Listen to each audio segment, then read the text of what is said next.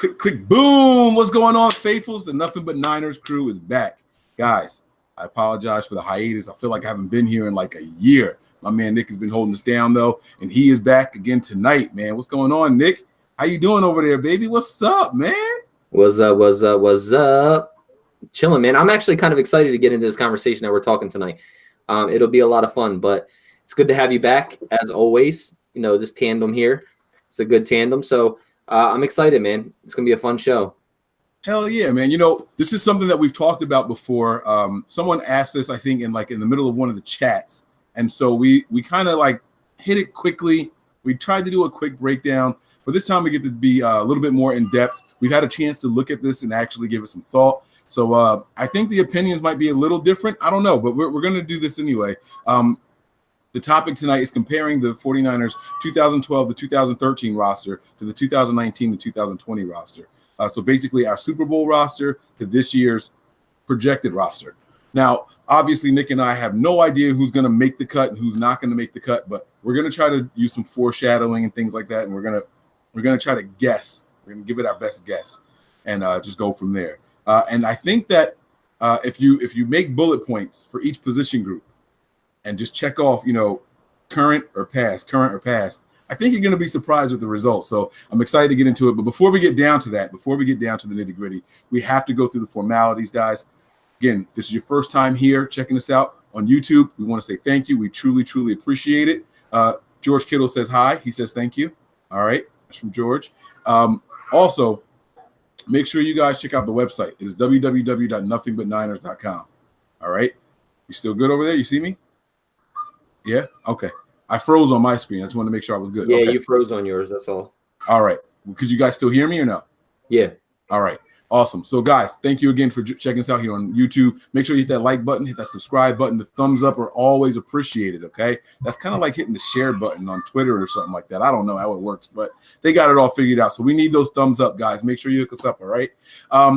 Tell somebody to check us out here on this channel, all right? We got some big things coming for you guys. This is the slow time of the season, and we are trying to figure out ways to keep you guys entertained. That is hopefully going to start next week. We are trying to wait out the NBA Finals before we get into other things. So make sure you guys are tuned in and locked in. It's going to get really fun over here at Nothing But Niners, okay? Now, the website is www.nothingbutniners. That is all spelled out.com. All right. Make sure you guys check that out there. We got articles over there. We've got our Twitter, our Snapchat, our Facebook, our Instagram, our YouTube pages there. We've got a faithful photo section over there. I mean, we had a calendar over there for different faithful events coming up. If anybody notified us, I mean, we were trying to make sure that this was your one-stop shop for any and everything 49ers. If you guys want it all back, you got to let us know, man. Let us know. Give us some feedback. You can leave feedback at our email, nbniners@nothingbutniners.com, spelled all the way out. NB, the number 9, ERS, okay? NB9ers@nothingbutniners.com. I am 49ers Mike _NF on Twitter. My man Nick is 49er Faithful 365. And our group page is Nothing But the number 9 ERS on Twitter and Snapchat. Then you can also give us the follows and join us on Facebook as well as Instagram. Nothing But Niners, spelled all the way out. Whew.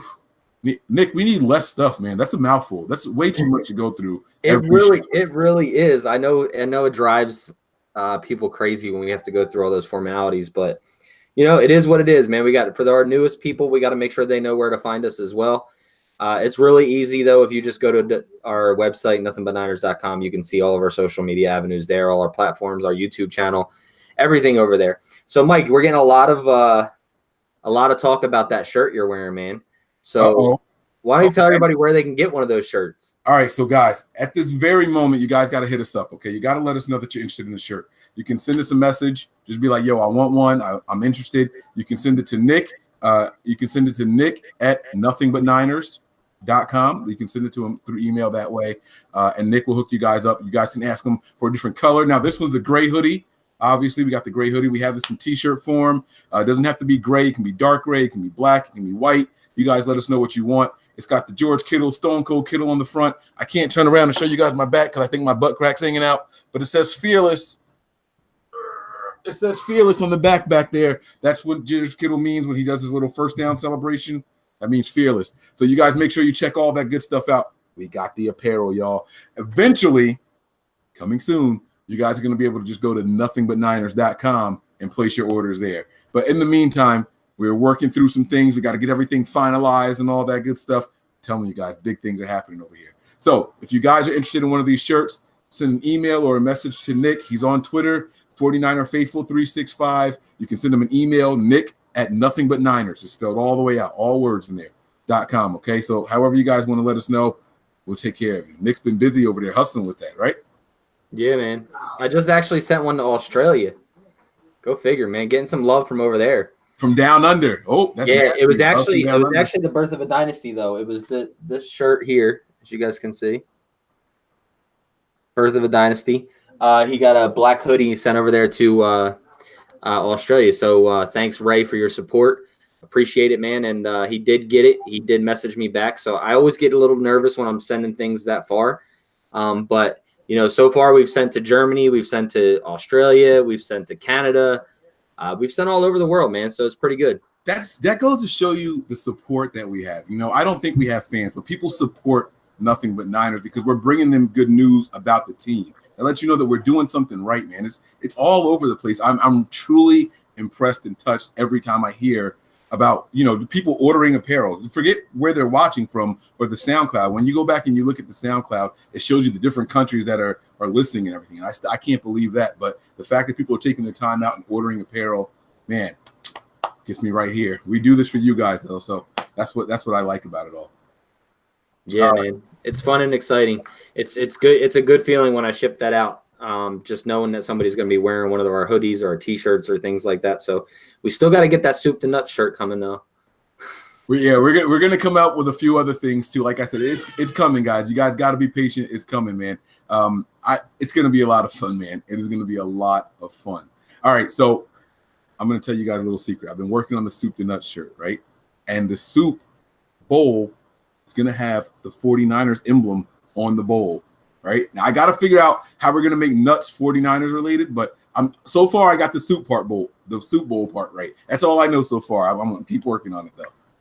So yeah, we'll get it going. We'll get it going. But like Mike said, we'll have that website up and running for apparel that you can just one click and order, kind of like Amazon, one click stuff. So we're working on that now.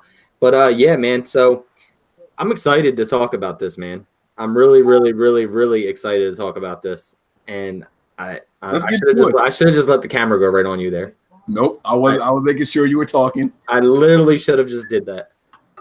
All right, let's go ahead and get to it, man. All right, so what we're doing is we're comparing and contrasting the 2012 49ers roster, the 2019 roster, okay? And again, guys, this is going to be kind of a refresher, but we've had more time to put some thought into it and give it more consideration, so that's what we're going to do today, okay? It is a bad storm outside of my house, and we usually lose power in situations like this, so if that happens, Nick will still be on, and I'll pop back in for my phone if necessary, all right? Just a little disclaimer there, okay? Now, let's start with this simple question, Nick. Reflect on that roster, the year that we went to the Super Bowl. Alex Smith was a starting quarterback. He got concussed in like week 7 or 8, something like that, against the Rams or the Cardinals, and then I think it was the Rams. And then Cap came in. He finished the game. We took an L because it went into overtime, and then Cap started the following week against the Steelers on Monday Night Football, if I'm not mistaken. All right, so it was a very interesting year. That was coming off of a 13-3 season. I believe that was the 13-3 season that we were coming off of. Anyway, so I want to know your thoughts really quick. This is a very simple question. What do you think the strength of that team was? The offense or the defense? Maybe even a wild card with the special teams. But there's 3 phases to the game. And I'll be honest with you, this is going to be pretty tough to choose. So what do you think the strength of that team was? I don't think it's going to be as hard as you think it is. It was easily the defensive line. Easily was the biggest strength. The defense? Yeah. Well, defensive line, not the whole defense. Well, no. I want you to pick a phase: offense, defense, or special teams. Which one of the 3 phases do you think was the best one? I know I froze on my screen. I don't know what's going on, but offense, defense, or special teams? I'm going to go with the defense. I thought about going with the defense, and I know the defense was better than the offense, but that special teams was really, really special that year. It was really special. It kept us with long fields for the opponents. We had good return game that year, so it was shorter fields for Alex Smith or Colin Kaepernick, whoever was the quarterback at the time. The special teams caused turnovers. We had points scored on special teams. I believe that was the year that we had like 32 turnovers on defense, though. So I'm not mad at you for picking I think, oh man, you know what? I'm going to go with defense with you also. I'm going to go with defense with you there. I think our special teams was better than our offense that year. I'm not going to lie to you. Yeah, and I mean that front seven was just nasty. That whole front seven. I mean, I didn't even consider the other, the linebackers in there, but I was just saying like the defensive line really helped us win a lot of games that year.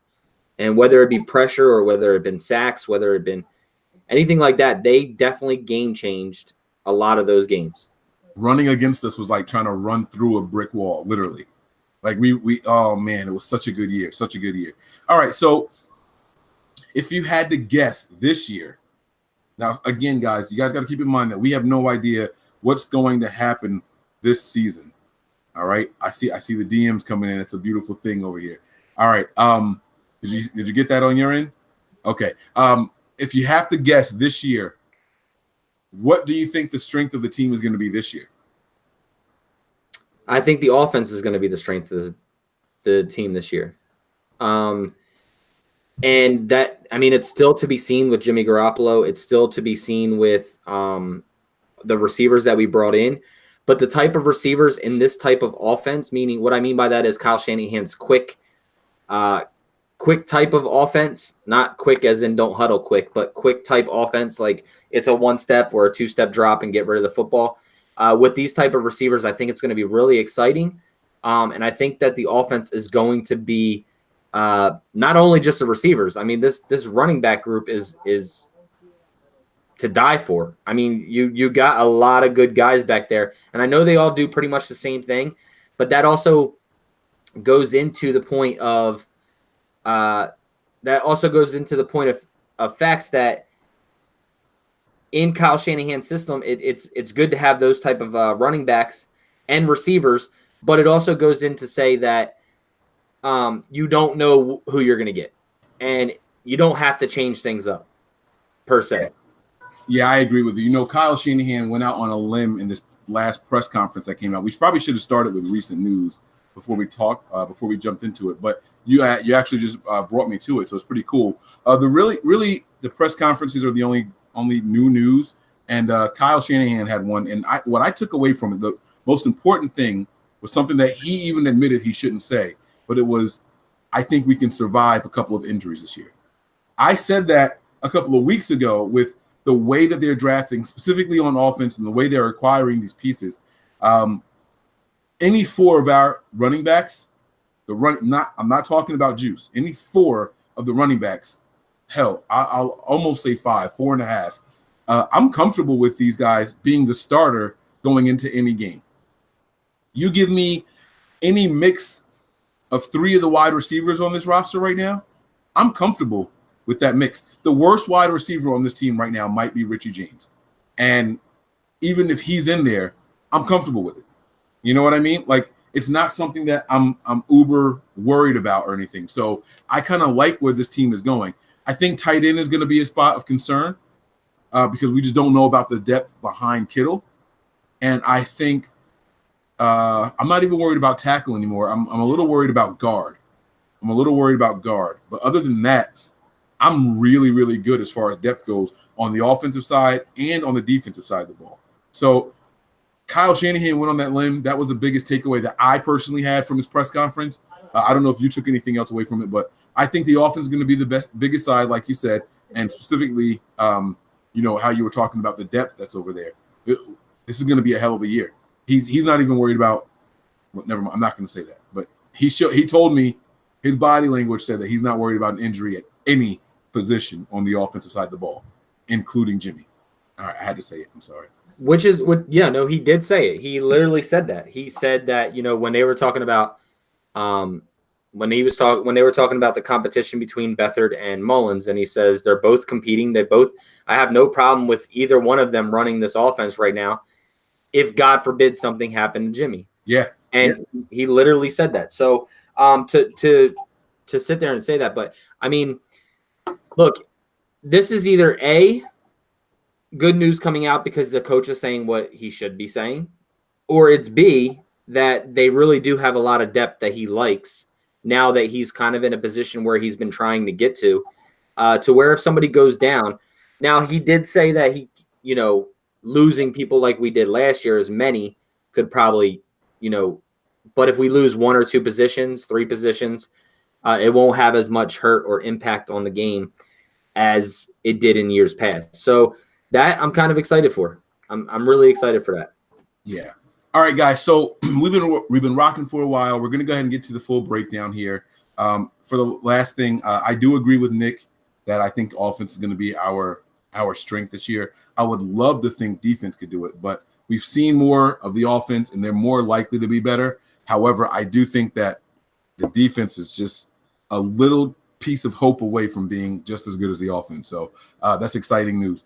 Let's go ahead and get the breakdown done, Nick, because we want to do this and finish this before 9 p.m. on our time, because we know that Game 6 is on. A lot of you guys are going to want to go watch the Warriors take that L. I'm sorry, I shouldn't have said that, right? My bad. They ain't taking that L tonight, bro. You don't think so? Nah, they're not taking that L tonight. It's going to Game 7. It's a wrap, bro. They're already defeated. It's not going to Game 7. It's going to Game 7, bro. All right, we'll see. Last game at Oracle, nah. Nope. They thought that the last game at Oracle was the last game at Oracle. They all said it. The commentators were like, they asked if that was going to be the last game. The commentators are like, oh, they really should have won this game. This could be the last game at Oracle, and they're going to go out like this. That's literally what they were saying, because everyone expected them to win. Anyway, all right. Who cares? We'll see what happens. Nick and I don't have anything invested in that. Just some little fun back and forth. All right, so let's start. Offense or defense, Nick? Pick a side. Let's go with defense first. All right, so let's start with the defense of the 2012 team, and we're going to start from the back and work our way to the defensive line. So let's start with the safeties, and we're going to compare the safeties for this year. All right, we're going to see which group is better.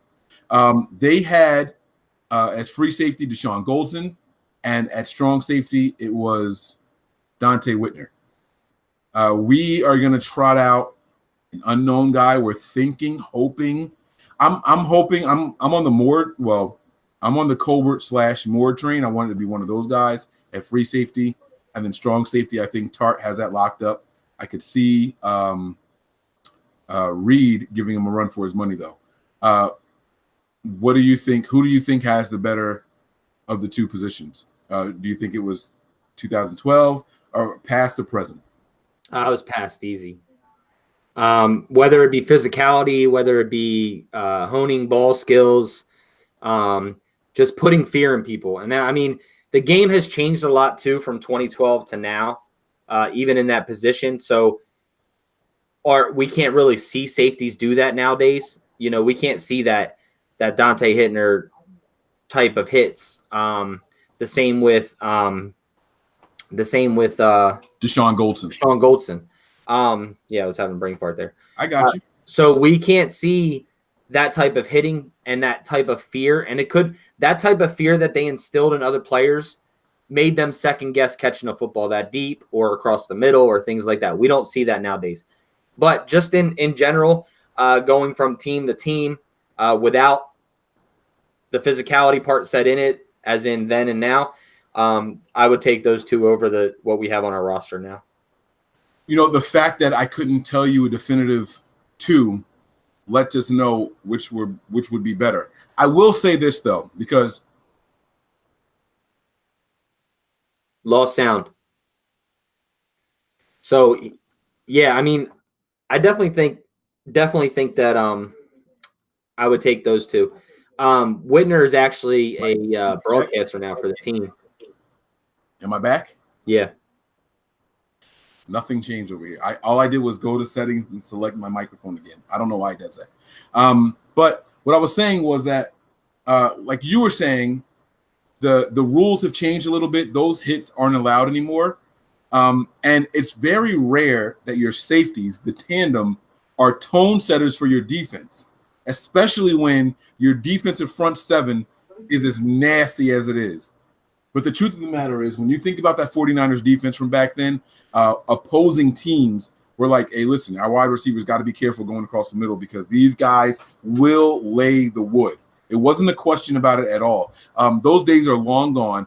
I will say this, though, not to completely dump on on our present team. I think that all 4 of our possibilities, 5 if you include Jimmy Ward, I think all 5 of our possibilities at either of the safety positions are more skilled at coverage and multiple abilities than what Whitner and Goldson were. I don't think Goldson was as good at coverage. I don't think he was good at reading an offense and diagnosing a play. I think that he was a very decisive player. He was deep and he saw where the ball was going, and then boom, it's constant. It's constant and consistent, immediate impact with Goldson. That was his game. He wasn't the type of guy to break up a lot of plays. You know what I mean? If he sees the deep shot, he'll run with you and he'll get the interception because you're taking a deep shot. But if it was in front of him, he wasn't breaking up a pass. He was just making a big hit, maybe disrupting the play, getting the PBU or, jarring the ball loose. But I think that the guys that are in our secondary at the safety positions now, between Ward, between Reed, between Tart, between Colbert, between Moore, those 5 guys, I think that they all understand the game better. I think they all cover better. And I think that these guys are overall better guys. The one thing that they don't have is that physicality.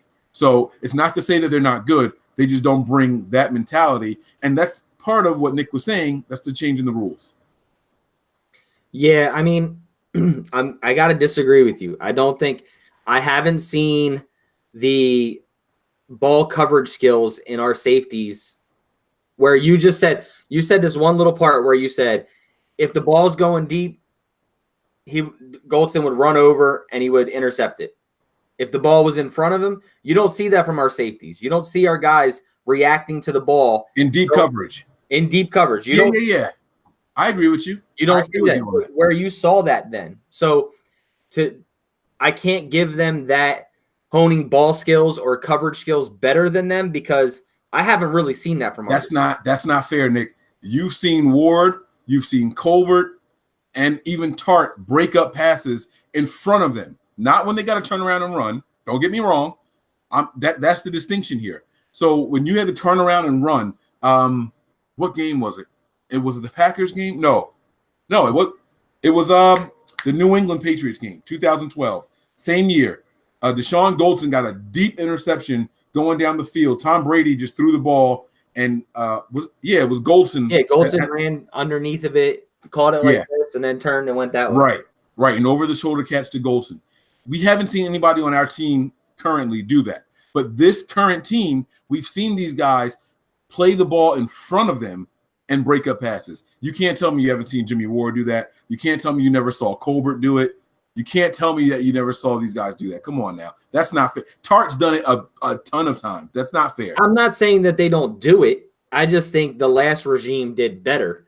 Like yes, there's some plays. I can't recall Dante Whitner or Goldson breaking up passes in front of them. Behind them, it's a different story. I remember that the division game against the Saints the year before, it was 2011 season. Goldson covering Jimmy Graham way down the field for the Saints and getting a piece of it. You know what? They called the pass interference. It was a BS call. It was a really good play. He just didn't turn his head around, but he broke up the pass. They were so good when the play was behind them. Our current safeties don't possess that, my personal opinion. But in front of them, our safeties are way better when the game is in front of them than it is behind them. Now, our current safeties. All right, I won't cut you off. Say what you want to say. I'm sorry. No, it's fine. I understand where you're coming from, but I look at the game also on the defensive side of the football is, okay, yeah, pass breakup is a pass breakup. Interceptions and instilling fear in a person are two total different things. That this defense does not have a lot of turnovers. They rarely anything in this type of scheme, and they're two different type of schemes too. So in this scheme, you're playing back, you're allowing those things in front of you in the zone scheme, where as before they weren't playing that. They're playing more man-to-man, more too deep type of things, to where if you catch it, they're going to put a laying on you. To where our defense now is more as, oh, okay, you're going to catch that 10 to 15 yarder, and they're gonna break on the ball. It wasn't like that back then. Yeah, but for what they did, you're telling me Colbert's not a hitter? They literally called Colbert the Punisher, bro. He could do Colbert's a hitter, but he's not a hitter like them. Come on. Oh, that's not fair. It's a different time. Colbert could do it. Colbert could do it then. Oh, I didn't say that he can't do it. He's done it, but to me right now, for the time that we're talking about that season compared to right now. Yes, sir. Yes, Colbert is not better than them right now. No. I agreed with you that group is better then, because we can't even determine who's going to be a starter now. So that just lets us know how bad it is right now.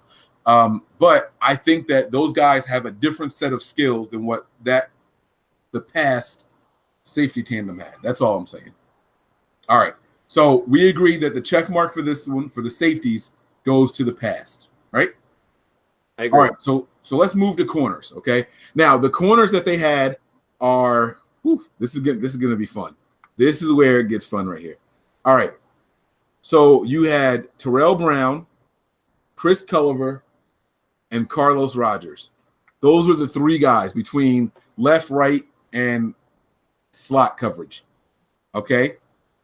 You got those guys. And right now, who are we projecting? Are we going to say Richard Sherman on one side? We're going to give the other side to Ahkello Witherspoon / Verrett. If Verrett is healthy, then what are we doing? Are we giving the nod to Verrett? This is my problem, man. It's so hard to do this right now. But all right, fine. And then in the slot, we got K'Waun Williams. We'll keep it with K'Waun Williams. So which trio? Now, you cannot include I want you to try to assess these guys individually as a group. Like, look at what each individual guy does and use it. Don't say, well, the front seven made the secondary better. I'm not going to. Okay, all right, good. So we got to be fair. Okay, go ahead. The floor is yours. Which group do you think is better? Overall, I think those three guys right there. I mean, I was not a big Chris Culliver fan. What does that mean? Those three guys right there. Where are you talking? Where are you looking? Because then I said Chris Culliver. So you're talking about past. Okay. Yeah, so those three guys there, I was not a big fan of Chris Culliver. Terrell Brown had some ups and downs. He had some not so good and not so great, and he had some, okay, he's average. For most part, those three guys were above average.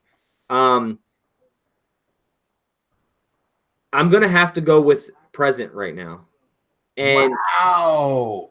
I'm going to have to go with present right now because I've seen the skills. Even if Ahkello Witherspoon's outside, I've seen him on good days. His ball skills, the ability to be able to cover, I think he's better than a Terrell Brown. I think he has more talent than a Terrell Brown. And talk your shit, Nick. Richard Sherman, on the other hand, even though he's lost a step and things like that, he's still a top 20 cornerback in this league. I'm not going to go top 10 because some people will agree to disagree, but top 20, what he's done in his position, I can't take that away from him. None of those three are even touching Richard Sherman on a 70% day. Let's go, Nick. Now, I'm a huge fan of K'Waun Williams, so I think this guy plays the game physical. His coverage skills could get a little bit better on things in front of him or behind him. I'm sorry.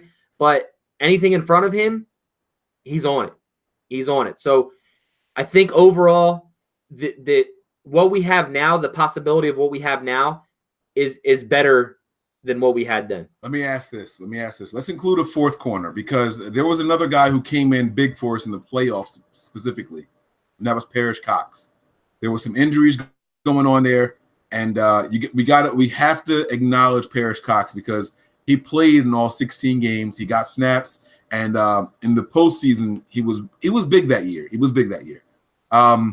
If we include Parrish Cox, who is the fourth guy that we're going to include from this group? Do we include Ahkello, Verrett, Sherman, and K'Waun? Is that how we're going to do this? Is that going to be the 4? Well, right now, I mean, they're the 4 projected starters, like 4 guys that can project to start that we know of, unless there's a name that comes out, later down the road. So I would just assume Verrett, Witherspoon, Sherman, and Kawon Williams would be the 4. Parrish Cox, I mean, I liked Parrish Cox. I thought he was a baller. I thought he was probably the best corner on that team. Wow, he wasn't even the starter, bro. Yeah, but I still think he was the best corner. Yo, I really liked Parrish Cox. I don't like agreeing with you. I really like Parrish Cox. I really think he was the best corner on that team. I'm not enjoying the show at all because I'm agreeing with you way too much. I don't like this. All right, I will tell you this. I thought Parrish Cox was underrated and really good in their system, and my favorite corner on the team was Chris Culliver. And that was my worst. Yeah, no. So I like that we disagree there. That's why I had to throw that in there to get some. I had to back you up off of me. You all in my space. Like I didn't like that. But yeah, so I agree with you though. If I had to pick a group, I will say this. I know Kawon Williams is your boy. Carlos Rogers was a beast in the slot. He would, and I didn't like Carlos Rogers only against short, shifty guys. For whatever reason, Carlos Rogers could cover short, shifty guys. If Carlos Rogers had to go up against Jordan Matthews right now, toast. That dude was getting burnt. Anybody with size, anybody 5'10" or taller, Carlos Rogers was nothing, absolutely nothing. But when it came to like the short, shifty Wes Welker type guys, Danny Amendolas and all that stuff, the guys that normally give teams fits, Carlos Rogers was so good against those guys. Chris Culliver was he was either a rookie or it was his second year. I can't remember which year he was in for 2012, but Chris Culliver was a guy. I think that was the year he had a Pro Bowl year, but he had a Pro Bowl year because of what else was around him. Like, well, a lot of I think we had 8 or 9 Pro Bowlers that season, so it was people voting based off of your record. It wasn't based off of talent. That's what the Pro Bowl is. Anyhow, Chris Culliver was my guy, but I'll be honest with you, his skills weren't up to par. Chris Culliver isn't as good as Richard Sherman now, and he wasn't as good as Ahkello Witherspoon now either. So I can acknowledge it. I can put my bias aside. Parrish Cox, I really liked. I thought he was slept on. He went to Tennessee and made me look really bad, like really, really bad, because he stunk it up in Tennessee after he left us. And then there was Terrell Brown. Terrell Brown is somebody that I was so confused about. He was homegrown talent. I wanted to like Terrell Brown, and there were moments where I was like, oh, that's my boy. Get him, TB. Let's go. And then there was times I was like, bro, what are you doing? What just happened, bro? Like, where are you going? So it was a little rough. All right, we got 10 minutes. We got to move on. We're going to put the check mark with 2019. We're going to give it with the present, right? Yes? No? Yeah. All right. Now we're going to get to defensive line. Don't include – no, you know what? We'll go to linebackers. We'll go to linebackers here. That was easy, though. Yeah, this is going to be easy. We won't waste a lot of time here.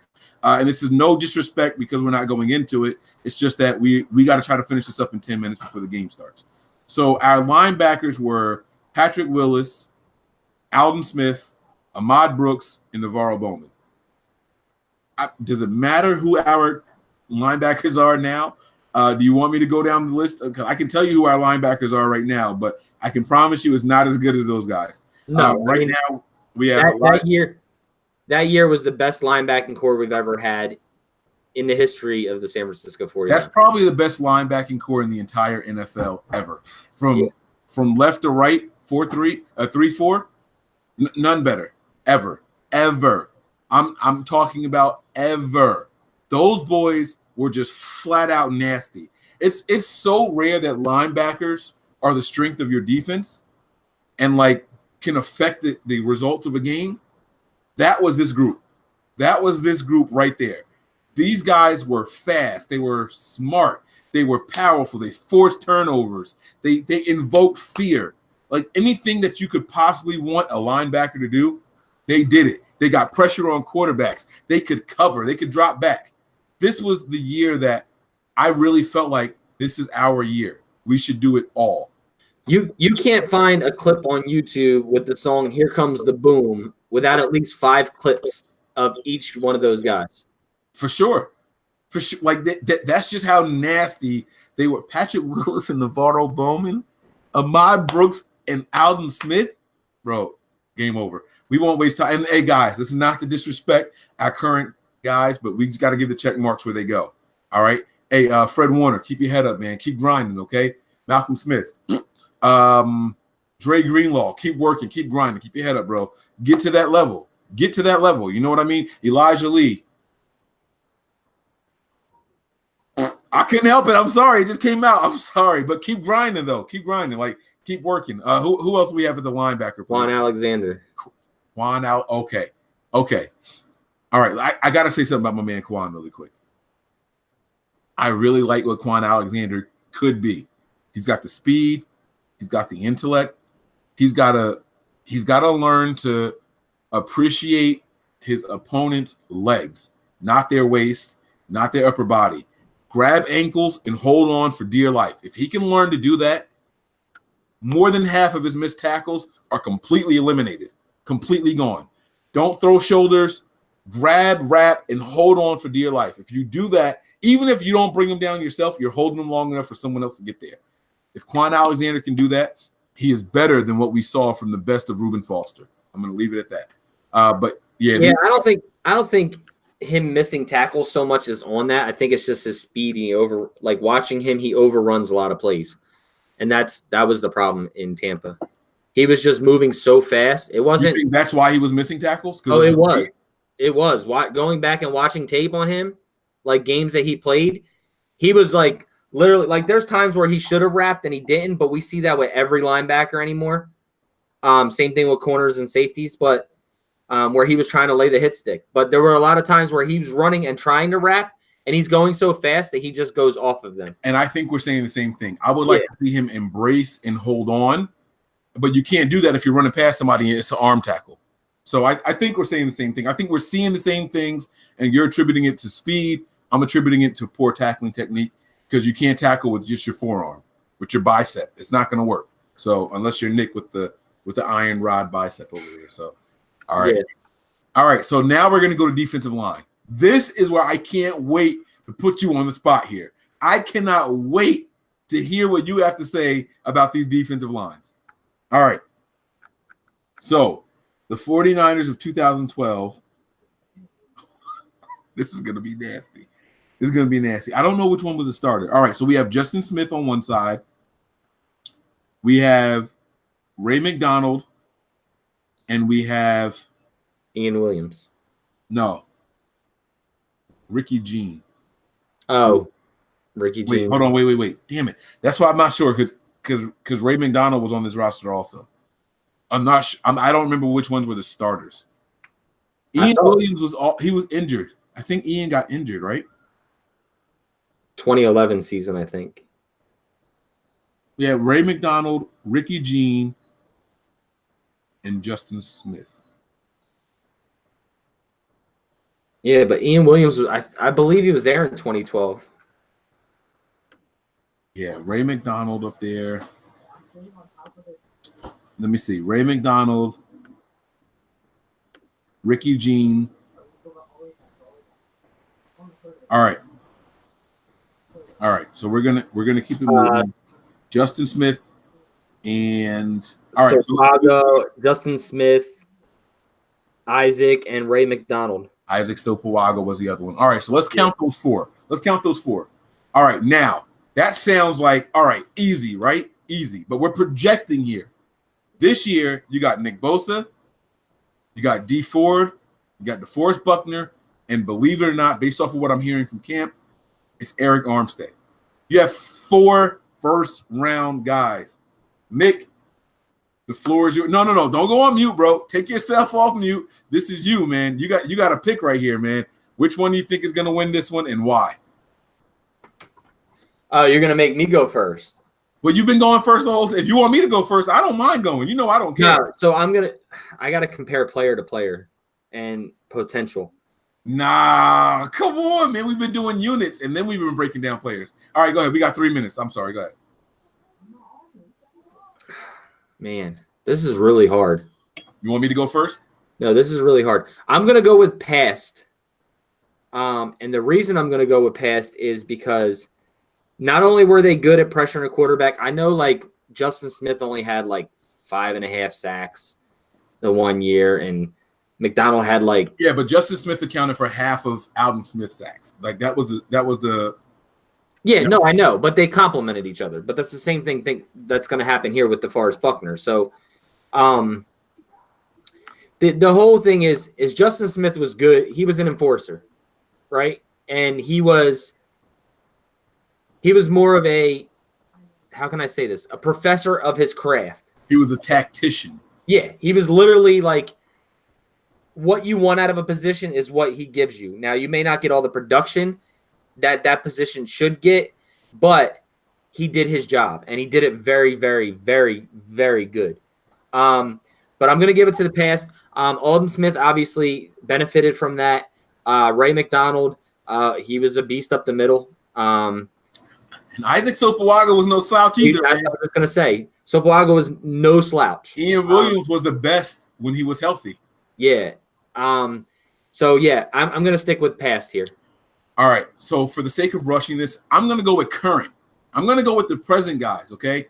I don't think that we had a guy on that defensive line, anywhere on that defensive line, that can get double-digit sacks. Right now, we have 3 guys that I think can get double-digit sacks. That's not counting pressures.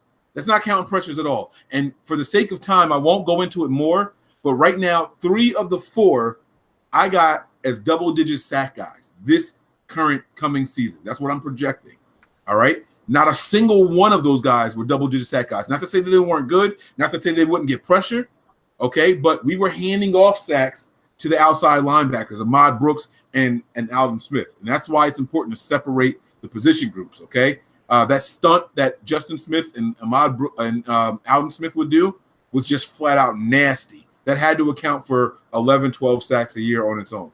But that's not what's happening right now. We're looking at individual talent and effectiveness of getting to the quarterback.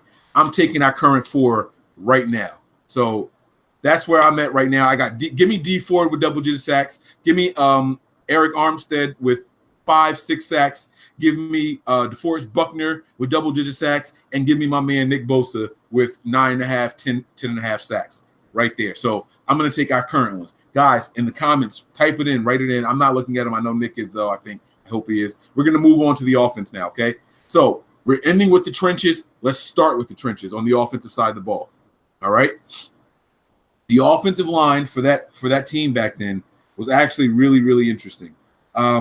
We had Jonathan Goodwin as our center.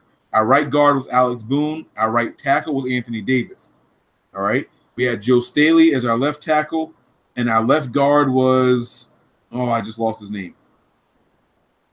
Was it Mike Iupati, right? Mike Iupati. It's a pretty good front 5 right there. That's some physical boys right there. All right, the Niners this year are going into the season with the projection being Joe Staley, Lincoln Tomlinson, Richburg, Weston Richburg, Mike Person, and then Mike McGlinchey. Nick, who you giving the nod to? I'm giving to past. You got to. There's too many question marks with Richburg. I know Richburg is a steady fill-in type of guy. He plays well, but even Jonathan Goodwin was a decent center. He probably wasn't in this system. I would take Richburg over I would Jonathan Goodwin because he's not getting to the second tier. But in that system and what they were asked to do, if you put Richburg into that type of system, I think Goodwin would be a better stand-up type, hold your block type. Goodwin would be a better stand-up type, hold your block type or guy. Who else was there? I think we should assess these guys in the system that they were in. So we had a power scheme versus a zone scheme. Right. Those were the differences, right? Joe Staley has gone from past to present. Let's start with him, to be fair. Do you think Joe Staley is better suited for that system or this system? Let's just start there. That system. I agree. All right, so that helps them in the past. Okay. Mm-hmm. Now, do you think that Alex Boone? I thought he played all over the line. I loved Alex Boone, man. Do you think that he was better as a power guy, or do you think Lincoln Tomlinson is better as a zone guy. Which do you got? Because you have to think about it this way, right? The way you truly assess this, you can look at pass pro as a whole, right? Because both of those guys have to pass protect, both those groups. And all right, let's start there. Which group was a better pass protecting group? I'm still gonna go with the pass. Yes, very good. I agree with that. We probably had less sacks then because Alex Smith and Colin Kaepernick were more mobile than the guys that we have right now. So we probably had less sacks because of that. However, I just feel like those guys were bullies. They were mean, and they weren't letting anybody hit their guy. So I'm going to give the pass pro to them. The difference is this. This is where it comes in for me, and you let me know if you agree. I think that no matter who our running backs are right now, these guys are better suited to give 100 yards to whoever's behind them than what the previous group was. I think that Frank Gore was a good rusher despite the offensive line. I think that all four of our current running backs are good rushers because of our current offensive line. Now, you let me know if you disagree. So I'm going to give the check mark to our current guys. You're giving it to our past guys, but let me know what you think about that. I think and that's where to me, like where you're saying with like our running backs, like I think our running backs now would have been fine there. But the difference between O-line from then and now is our O-line will get downfield and block after the guys passed them. 2012, they weren't doing that. There was maybe Joe Staley would go downfield or an Alex Boone, but nobody else was running downfield. So I'm still sticking with the past. I think I just thought they were dogs, man. Yeah. Like, all right. And that's fair. And they were. Let me tell you, you know how I said that not Mike McGlinchey, Weston Richburg is my favorite lineman right now because he's got that nasty in him. There's three guys on that offensive line that have that same nasty in them. Anthony Davis and Alex Boone were by far my favorite two linemen in that group, man. Like I love the nasty. Those are the physical maulers. And if you hit my quarterback, I'm fucking you up on the next possession. Like those were the guys. I love those guys. But I think that those guys were good in the power scheme. I think our guys are a little bit better than good in the zone scheme. Because I think if you ask these two guys to flip, it wouldn't work either way. I don't think that our current guys are good in the power scheme. I don't think the past guys are good in the zone scheme. So if you have to look at who can be more effective, and I think our offensive line can be more effective now than what the one in the past could be. So that it's going to be good to see. And like we said, it's two different total schemes. One power, one being a balance type, schematic type of scheme. So a zone type run. But yeah, I mean, overall athleticism though, I got to give it to them in the past. All right, let's keep it moving here. So we're split on that. You guys in the group chat, you guys can vote and talk and let us know what you think. Let's move on to the extension of the offensive line, to the tight ends. All right. Now, in that 2012 season, our tight ends were where'd they go? We had Vernon. I forgot about Vernon. Delaney Walker, right? We had Vernon Davis, and Delaney Walker. Yeah. And this year we have George Kittle and question mark. We won't waste time here, right? Or is it worth debate? We have the best tight end in the league versus two top 10 tight ends in the league. What's up? Oh, yeah, this is actually better than I thought. This might be a push. Is this going to be our first push? What's up? I don't know, man. Like Vernon Davis was 2012. He had a decent year. He had a really good year in 2012. Yeah, he had a really, really good year, but he still didn't have. And this is where, I mean, to me, it's them. And the reason that it's them is because they weren't getting as open. They weren't getting as open as our guys are schemed to get open now. And they were fighting for yards, contested catches, going across the middle, things like that. So, but this is definitely. You're saying them as in the past, right? As in the past, yeah. Okay, all right. Well, because we only named one now, so.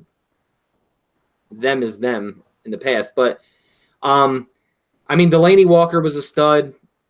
So was Vernon Davis. If we were going off potential, I think George Kittle has the potential to be better than both of them. But we're going off of then and now. There's a big difference. It's really hard to compare these two guys because, like I said, George Kittle is more of a schemed open tight end in this system compared to Vernon Davis and Delaney Walker. Yes, Delaney Walker had a lot of speed. Vernon had a lot of speed, but they didn't rarely beat you or were wide open during catches. They usually, once in a while they were, obviously, but they would do contested catches. They would go up and get the football. No idea what that is. Flood warning. Nick is going to drown tonight, guys. Yeah. All right. That was made loud. All right, so you got them. I'm going to actually agree with you and go with them. As much as I love George Kittle, and believe it or not, I think George Kittle was what we wanted Vance McDonald to be back then. The following year. But Vance McDonald never turned into it, and George Kittle wasn't projected as that. George Kittle was brought in originally to be just this like blocking guy, but it didn't work out. He actually had hands, and he could actually run after the catch, especially when you put him in space. So as much as I love my guy, you guys see the shirt I'm wearing. I tried to rep for him tonight, but GK, I'm sorry, bro. GKK. And for those of you who know the real meaning behind that, those are his initials. So I'm sorry, though, man. I got to go with him. Delaney Walker was probably my favorite tight end on the team, even though Vernon Davis was getting all the glory. Delaney was just as good as Vernon was, and he contributed on special teams in a major way. So I got to give it to them. Let's keep this thing moving. We're going to try to wrap this up in the next 5 or 10 minutes. Is there something you want to say? I see you. I was just going to say, I think Kittle is more of a tougher guy than Vernon Davis. I don't think Vernon Davis is that tough. But I get it. I get it. I think there was times where Vernon tried to, let's go. But Vernon was soft. You look at Cap's first game against the Bears. Vernon was out there like talking junk, talking smack, banging his chest. And this was first quarter. I'm talking first quarter. He ended up having a really good game that game too. But if you look at the game as it progressed, like Vernon was just like I'm here. But he didn't maintain that ever. He didn't take that from game to game. George Kittle doesn't talk the talk. He walks the walk, though. You know what I mean? Like, George ain't a trash talker. He gets up. He never looks back at whoever tackled him. He doesn't look at who was defending him. He gets up. He says, first down. And then he goes and he gets his touchdown. Like, that's what he does. You know what I mean? Like, I like that about George. I'm not talking trash to you. I'm talking my trash. This is what I just did. I don't care who was covering me. This is how I get down. So I can see it. You hear about George battling through injuries. We remember that game. Oh, what game was it? He got injured, and as he's running off the field, he's hyping up the crowd like, come on, guys, keep the crowd noise going. And he's running to the locker room. You never saw that from a guy like Vernon Davis. You saw tears. First of all, the one time I saw him cry, it was a hell of a play. It was a catch 3. Don't play my guy, okay? That was a great play. It was a great catch, but, I mean, he cried a lot, dude. There's a lot of him crying. If they were to make like a biggest play of his life, NFL stars cry on the sideline, Vernon Davis will be in every clip. Vernon Davis with the play of his life. You heard him. You heard him when he said it. Don't disrespect him. It's in our long intro, okay? It's in there. All right, let's keep this thing moving. We got to move the wide receivers now, and I think this is going to be actually easy one also, okay? The wide receivers from back then, believe it or not, I forgot some of these guys were on the 2012 roster. All right, so the wide receivers from back then were as follows. Okay, we had Randy Moss. We had Kyle Williams. We had Mario Manningham. We had Michael Crabtree. And is that it? Patton was on that team. No, he wasn't. Oh, he's 13? Patton wasn't 2000. He wasn't the Super Bowl team. I think that's it. I think I got everybody. Williams, Manningham, Moss, Crabtree. I think those were our 4 main wide receivers. When did Patton come in? 13 or 14? I think Patton's 14. I'm still looking. Because Manningham was hurt that year. So I'm trying to think of who else was there. Kyle Williams. Oh, Kyle Williams was the other guy.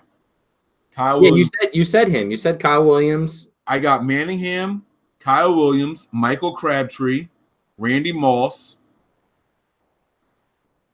Ted Ginn. Yes. Ted Ginn is here. Yep. Yeah, that was the other guy that I couldn't remember. Because Manningham was hurt. So I knew there was another guy. I just couldn't remember who it was. And it was Ted Ginn, and he had a huge year that year. All right. So our wide receivers this year are a little bit different. Now, at face value, those are some names, you know. Mario Manningham. Wow, that guy won a Super Bowl. Had a clutch pass, right? Randy Moss. That dude's a freaking Hall of Famer. Michael Crabtree, first-round pick. Ted Ginn Jr., still in the league and hard to cover because of that speed, right? Kyle Williams, that name that we shall not speak. I already said it like 5 times. But then you look at that, guys. Like, I said, I know. You're like aggravating me over here with that damn name. But then you look at guys from this year, and it's a little different, okay? Trent Taylor, Deebo Samuel, Dante Pettis, Jordan Matthews, Richie James, Jalen Hurd, Marquise Goodwin, Kendrick Bourne. Now, I named more than what they had then, but we don't know who's going to be the starters. Which group do you think is better? Well, you can break it down as an individual. I'm assessing it as groups. Which group do you think is better? We're almost done, guys, I promise. We got 3 groups left. Just 2, technically. The only one I really liked out of that whole group was Crabtree for like 2 years. And then he became somebody that I was like, wow, where did the Crabtree go? This is hard, man. No, it's not. Come on, Nick. It's not hard. It is hard. Shit. Was Stevie Johnson on that team too? Or was he 13? No, Stevie Johnson was 13. I was hyped when we got him. I remember that. Stevie Johnson wasn't there. I see someone saying Anquan. Anquan was on the Ravens when we played them in the Super Bowl. That's not Anquan killed us that game. No, I knew it wasn't Anquan. I was thinking Stevie Johnson though, but because he was there the next year. That's why. This is really hard for me because I really like what we have right now. How is this hard for you? Can I ask what's hard? We didn't have any good wide receivers then. Michael Crabtree was coming off of Achilles. Ted Ginn couldn't catch a cold. Mario Manningham was in and out of the lineup. Randy Moss was old ass Randy Moss. He had no business playing in the league anymore. Right, but based off of what I've seen out of our receivers right now, I can't do the what ifs. That's why it's hard. Nick, you know for a fact that our receivers this year are going to be way more productive than what our receivers were that year. You know that. Come on, man. Oh, I'm not saying that they're not going to be more productive, but That's the question, though. It's a hard choice to say who was better then or now because I haven't seen Marquise Goodwin play a whole season. He's the same as Mario Manningham, in and out of the lineup. Yeah, but you saw Marquise in 15 games or 15 and a half at 969 yards or something like that. Which is higher than anything that one of them had. Well, Michael Crabtree had a 1,000-yard year. Once, yeah. It might have been that 2012 year, too. It was 12. But that's what I'm saying. He had a 1,000-yard receiving year that year. But, I mean, yeah, I mean, I'm going to go with now. That's right, man. That's right. I have the confidence, bro. No, I am. It's just, you know how I am with what ifs. And the what ifs to me are the same as I've seen more production as in staying on the field and stuff with the past compared to what I have with this year. Dante Pettis hasn't played a full year yet. Deebo Samuel hasn't even played a snap yet. Jalen Hurd hasn't played a snap yet. So it's really based off of what if. Like, I think we have the potential to be better, way better than what we did then. But are we really better right now than what we were then? Yes, we were. That's my answer. That's my answer. I don't know. People might agree with you, but in my opinion, you give me any 6 of our wide receivers over the best 3 from that year, and I'm confident in it. You give me a lineup of Kendrick Bourne, Richie James, and Jordan Matthews, who I think are going to be our bottom 3 wide receivers. You give me those three, and I will take them over Crabtree and any of the other two that they had. Moss, Manningham, Kyle Wilt. It don't matter. In Kyle Shanahan's system, those boys that we got here are going to eat. And I don't have any problem. Right, but we're not basing this off system. We said we are, because we talked about the offensive linemen. We talked about who's more effective in their system. Remember, we talked about that with the offensive linemen. We're projecting right now. That's what we're doing. So we have to compare what we think and what we saw. That's why I said this is going to be tough from the beginning. But everything we're doing is based off of, what I've been doing is how I think this year is going to go. Remember, I said I got us with 3 double-digit sack guys this season. Nick Bosa hasn't taken a snap, but I already counted him for, I said 9.5 to 10.5 sacks. That's how I've been doing it the whole time. So if you haven't, I apologize, and I put you in a tough spot. I should have explained that better. So my bad. But I've been doing it under the premise that I'm projecting what's going to happen this year and how I see it playing out. So and that's why it's so easy for me. I think our wide receivers this year are going to eat. Easy, baby. Right, but are they? But that's my question. Are they going to eat because of talent, or are they going to eat because of system? Both. And so you have to listen. If you take Joe Montana out of, I'm about to say George Seifert. If you take Joe Montana out of Bill Walsh's system, is he still Joe Montana? We saw Joe be good in Kansas City, but he wasn't great in Kansas City. You know what I mean? Well, he was a lot older too. Right, and he had a bad arm and all that stuff. You take Steve Young out of Tampa Bay. You take Steve Young out of Tampa Bay and you give him to George Seifert, who was still running Bill Walsh's system. He wasn't as good over there as he was here. You get what I'm saying? So we have to look at who we are. Who are the 49ers? The 49ers are their system and their players. And so you got to give me my wide receivers right now all day, man. I can't. I'm not making no. Going by that, yeah, I'm going to take our receivers. They're younger. B, they're all different type of receivers. You got guys that are versatile. So yeah, I mean, obviously, I would take now. All right, so let's keep this thing moving, man. Damn it, I know the game is on. I haven't turned to it because I don't want to get distracted. All right, we did offensive line, we did tight ends, we did wide receivers. We're gonna narrow it back in. We're gonna go to quarterbacks. Okay, Alex Smith and Colin Kaepernick versus Jimmy Garoppolo and Nick Mullins / CJ Beathard. I really want to hear what you have to say on this one. Past or present, us or them. You know how I am. I don't like running quarterbacks. I'd rather have a guy that's going to stand in the pocket and be able to throw the football and be a quarterback. I'm not a big Lamar Jackson fan. I mean, obviously, I loved when Cap was doing it because we were winning. He's our quarterback on our team. It's winning us games. So you don't like Aaron Rodgers? Aaron Rodgers doesn't run all the time, though. His best throws come outside of the pocket, though. But what I'm saying, but he's not a runner, like going for first downs. I'm just messing with you. I'm just instigating. Go ahead. Right. So Colin Kaepernick would literally, instead of assessing the field, he would just take off. He wouldn't extend plays. He would just take off. I think he was a little bit above average quarterback, but in the means of quarterbacking, footwork, reading a defense, being able to get rid of the football, being able to chuck it downfield if need be, going through progressions, being a quarterback, not a running quarterback, being a quarterback. I'm taking now. Easily. Like flying colors. I'm taking now. And that's even with people are going to hate me when I say this, but Nick Mullins has better quarterback attributes than Colin Kaepernick did. Nick, you're forgetting about Alex Smith on that year, man. But Alex Smith was a check down guy. No, it don't matter. Alex Smith was the guy that was going to keep the chains moving and get your offense production. Listen, Alex Smith is better than what Jimmy Garoppolo is. Not now. Now we're projecting. Let's keep this in context. What we've seen of Alex Smith versus what we've seen of Jimmy Garoppolo, Alex Smith is better. Projecting and playing this thing out in the long run, I think this year Jimmy Garoppolo has a year that Alex Smith would dream of. I do think that. So I haven't answered the question yet, but I'm just saying in this moment, Alex Smith is better than what Jimmy Garoppolo is based off of what we've seen so far. Okay? Now, I can't take In away your eyes. In your eyes. What does Jimmy Garoppolo do better than Alex Smith did? I'm Tell me talking one. about. Listen, Jimmy Garoppolo don't have a deep ball.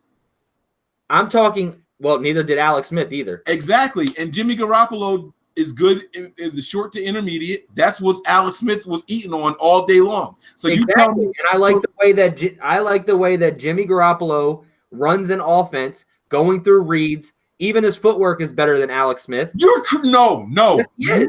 Yes, it is. Nick, no. Nick, I'm not letting you.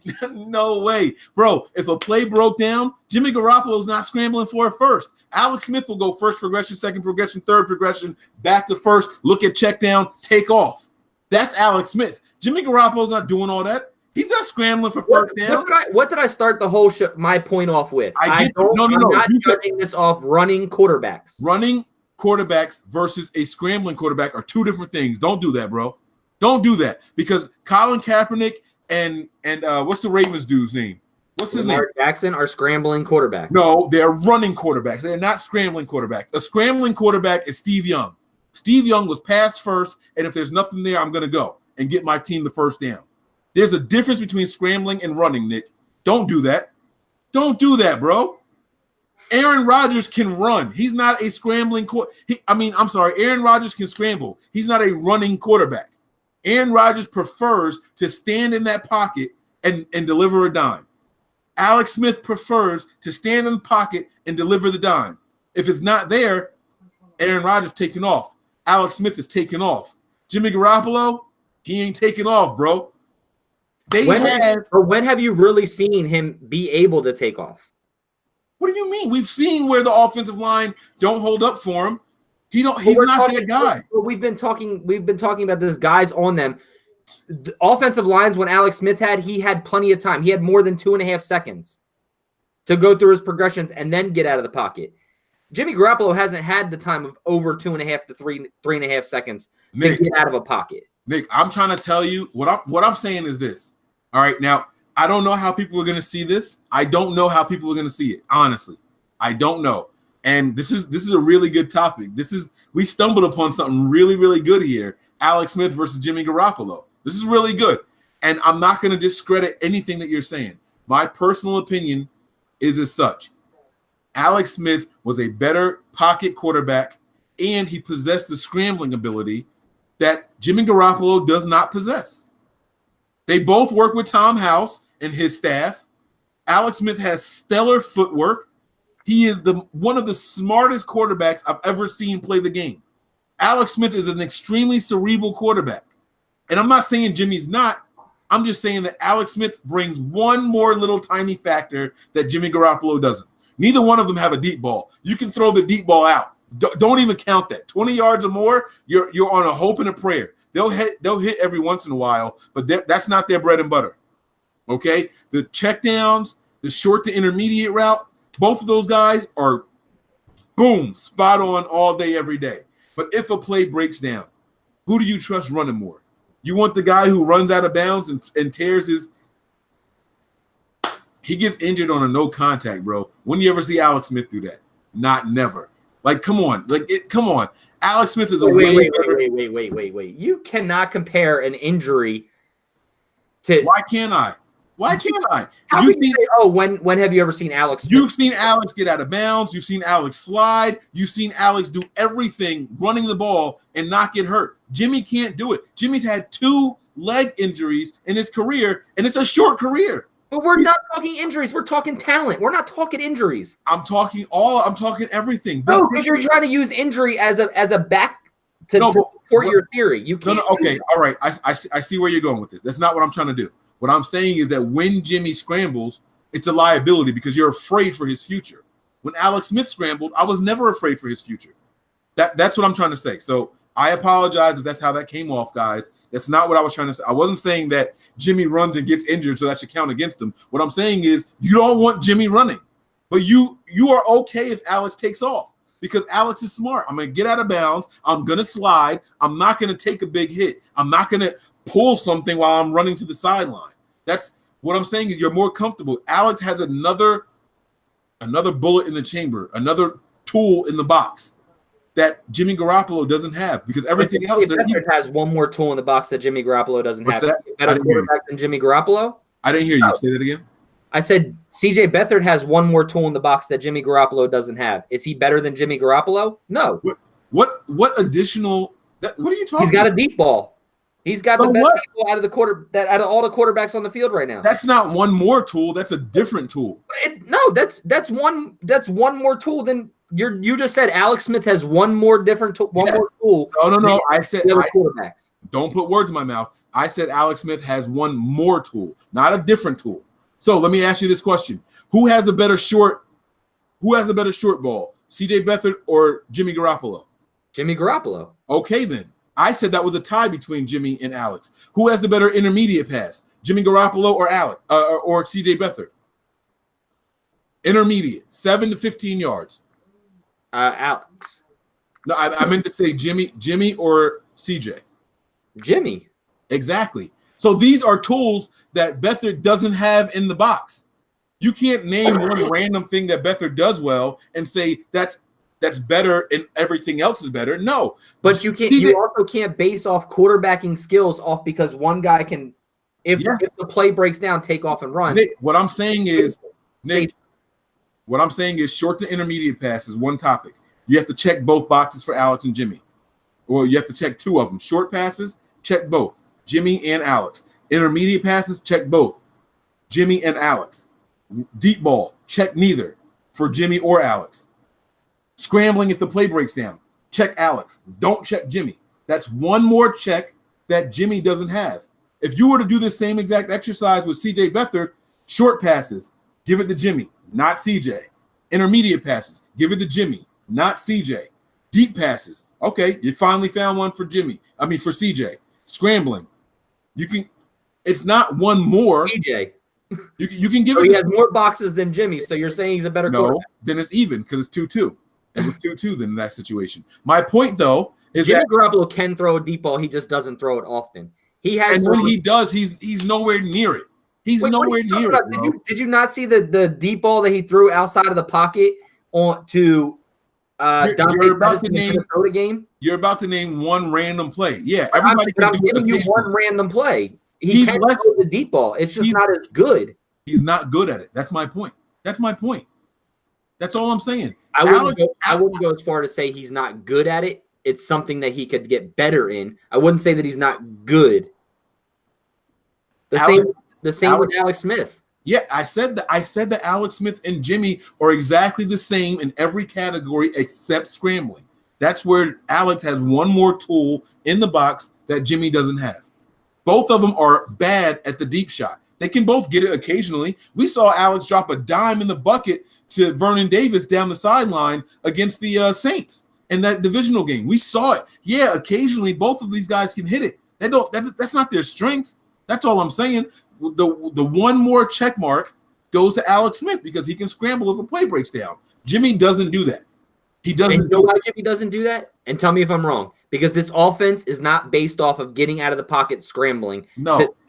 This offense is not based off that. So what? No offense is based off of a play breaking down. No offense is designed to when the play breaks down, this is what you do. That's why it's called scrambling. You're scrambling because it's off script. That's literally why it's called scrambling. That's all I'm saying.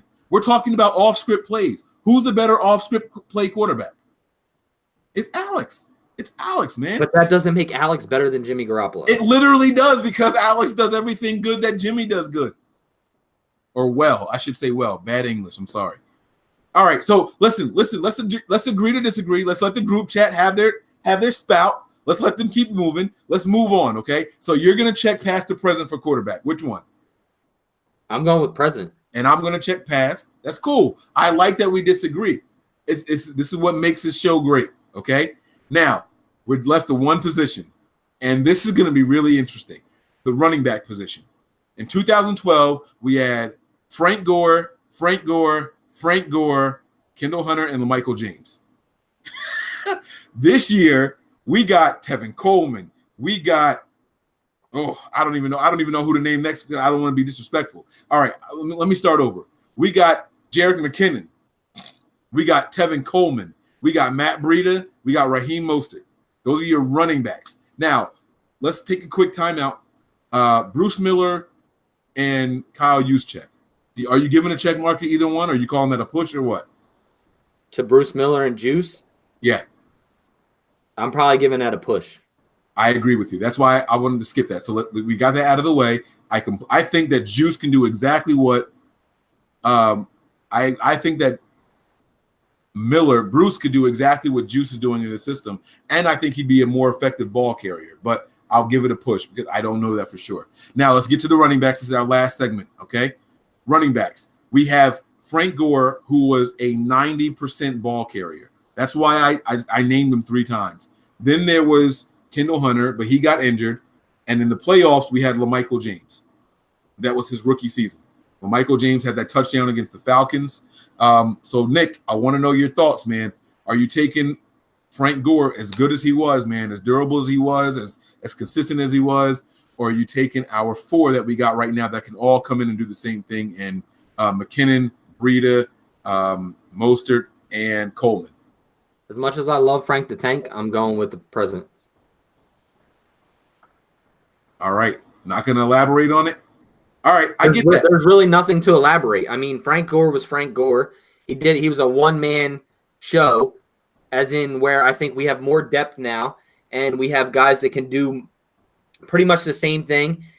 Some doing it equally, some doing it a little bit better, and we're talking about what team has the better guy right now. Frank was good in 2012 for what they needed, and he was the man. But right now, it's better. It's just better for the entire team. It's better. All right. So I'm gonna go different this one. And I'm doing it just for the sake of argument. I'm gonna give it to Frank Gore. And the reason is because now while I'm doing this, look up the average per carry for for last year and this year, okay? So look up the average per carry for our 2018 season and look up the average per carry for the 2012 season while I'm doing this. The reason I'm going to give it to Frank Gore is because there's an element of the game that I fear is missing this season and last season that we had with Frank Gore. I feel like LaMichael James could get outside and go crazy. I feel like Kendall Hunter could get outside and go crazy, right? Frank Gore, he got outside, he got busy, but he didn't go crazy. Frank Gore was an excellent pass catcher. Frank Gore was a good runner up the middle. He was a guy that if there wasn't a hole, he could create a hole. Frank Gore was a guy who would direct his blockers while he's holding onto the ball and create a hole and go, right? Frank Gore literally did it all. Like you said, one-man show. But here's the difference. Frank Gore could also get the tough yardage. If it's 3rd and 1, Frank Gore's putting his helmet down and he's going to bulldoze through that line. We don't have a single person on this roster that can do it. We didn't have a single person on this roster that could do it last year. And it's evidenced by 7 rushing touchdowns. We have 7 rushing touchdowns last year, guys. 7 in total. How many 3rd and 1s did we see where Kyle Shanahan was calling a passing play? How many 3rd and 1s did we see where he would say, Kyle Juszczyk is our biggest back. Let's give him the ball on 3rd and 1. And stuff for a 2-yard loss. And stuff for a 1-yard loss. I mean, these are the things that we saw happening.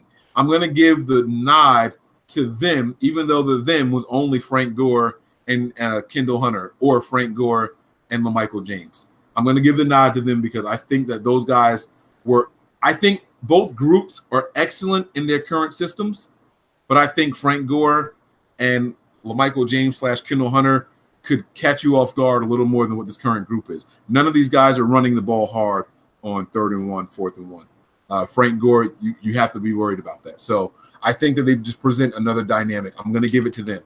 And I lost count of our total tallies, so I do apologize about that. I don't know how Nick had it ending up, and I don't know how I had it ending up, but I lost the count. So did you find the yards per carry for the 2 years? No, he didn't find it yet. All right. Well, guys, listen, that's going to be it. We'll try to look it up. Let me see if I can find it really quick while I'm talking here. I got Frank Gore's. It was 4.7. Well, no, I don't want just Frank's. I want the team. That's because we're comparing. We're comparing rosters and position groups. So I would prefer to find the team. I'm going to look up 49ers 2012 stats, and you look up 49ers 2018 stats. Here we go. All right. So rushing, the 49ers had per carry, rushing and receiving. All right. Rushing yards per attempt. We finished the 2000. Yeah, we finished it. Oh, damn. This ain't fair because Colin Kaepernick is included in this. But it's okay. I don't know how to. You know what? No, this is what we'll do. Frank Gore finished with 4.7. Kendall Hunter finished with 5.2. And LaMichael James ended with 4.6. Anthony Dixon had 3.7. Bruce Miller had 3.6. Brandon Jacobs, who we had, I forgot about that bum, was 1.4. I'm going to put all that in a calculator and divide it. And if you can get the 2017 guys and put that in the calculator, we'll do it that way, okay?